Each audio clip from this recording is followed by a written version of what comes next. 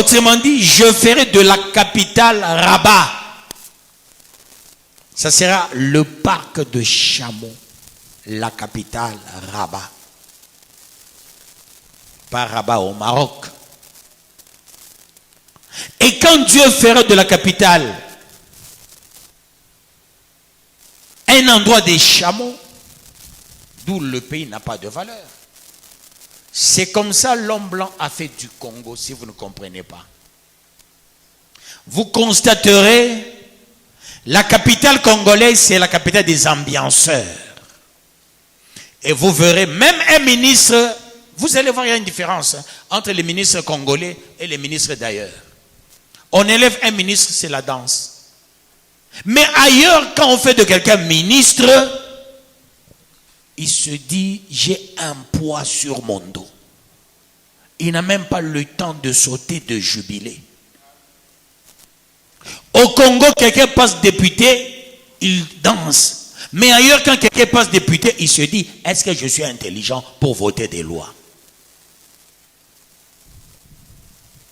Est-ce que je suis intelligent pour voter des lois? Est-ce que je peux proposer une loi? Et c'est comme ça Dieu a dit, je vais faire de la capitale comme la capitale congolaise. Là où, vous voyez, l'esprit de la capitale commence à entrer même ici. Hein. C'est Kananga qui allait être la capitale du Congo. Kananga. C'est pour la grande constitution, la bonne et la meilleure, la constitution de Luluabu de 1964. C'est la bonne constitution peuple des dieux. Kananga devrait être la capitale. Ils se sont dit, si les gens de Kananga et de Mbuji-Mayi sont ensemble, c'est fini. La capitale avec ces gens, non, c'est fini. D'où ils ne font pas construire. On a commencé à construire Kananga. On a bien construit Kananga que Mbuji-Mayi. Pour faire de Kananga la capitale. Ils se sont dit, les gens de Mbuji-Mayi et les Kanangais, s'ils sont ensemble, c'est fini. Le Congo va décoller. Ils ont étudié. Non. Il y a les gens qui aiment trois choses. La danse, la bière, les femmes. Voilà pourquoi on a fait la capitale, Kinshasa. Et c'est fini. La danse, les femmes, la bière. Que Dieu vous bénisse, peuple de Dieu.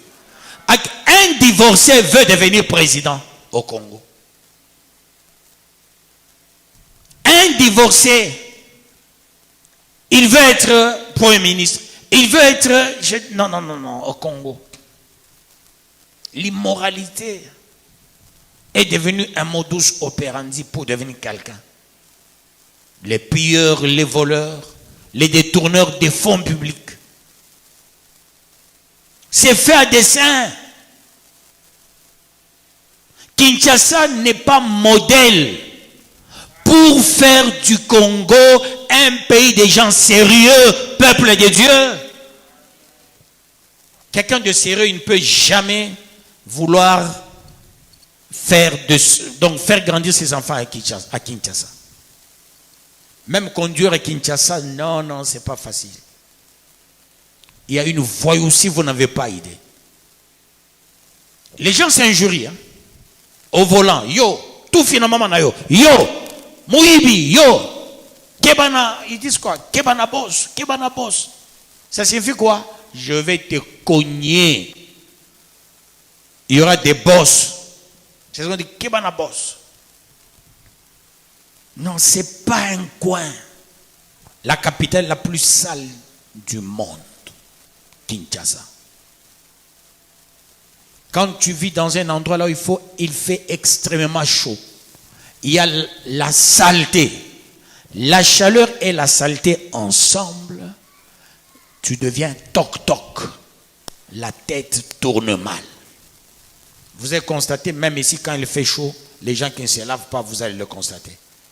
Tu vois, hein, ils sont tout comme ça.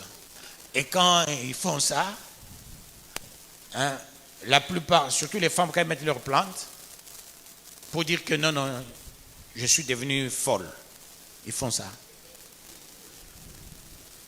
Il y a d'autres, pour montrer leur folie, ils mettent déjà des petits trucs là-bas, ça reste là, pour toujours.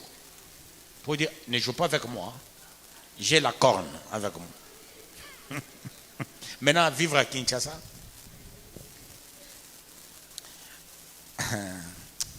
le Katanga, c'était quand même un coin des gens sérieux. Il y a certaines personnes qui sont venues abîmer ce coin aussi.